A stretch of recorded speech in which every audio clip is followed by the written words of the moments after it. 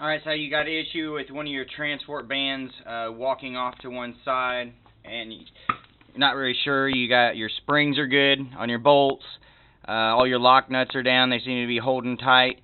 There's one more area you want to check at. You want to check the actual where it joins to the bearing block on the transport band.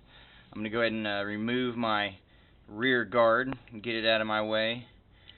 It's just extracted with two 15 millimeter with a 15 millimeter wrench.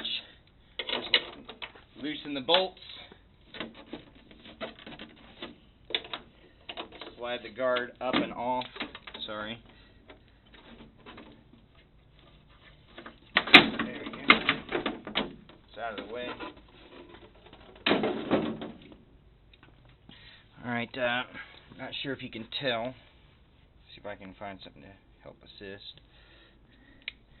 There's a gap right in between there from that bolt and the bearing itself, the bearing housing. It's got a separation. I caught it in time. I was just going through and doing a regular inspection. I saw it was separating. Usually if you don't catch it, it'll start working itself out, and in the middle of the league, the belt comes off and starts shredding. So I'm going to go ahead and catch it and fix it right now. Take a pair of vice grips. It should be at a set. Should be set from where it was before, because we got the band centered. It just seemed to work itself free. So I'm gonna grab it with my vice grips on this shaft of this case hardened all thread, and I'm gonna rotate it in until I see it bottoms out on that bearing block.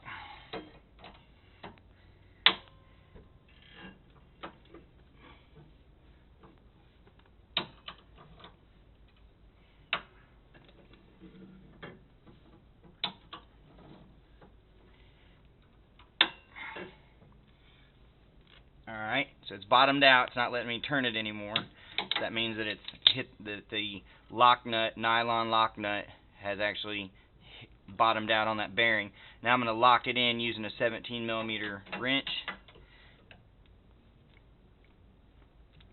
Make sure I lock that down so hopefully it won't back out again, or at least not as soon as it did. And that should take care of that situation, and that's only if you got your transport band walking across and everything else looks fine. Your springs aren't broken, your double lock nuts are still held into place, and there's nothing on the transport band itself pushing it over, like bowling pins stuck under the pin deflector boards or anything such as that.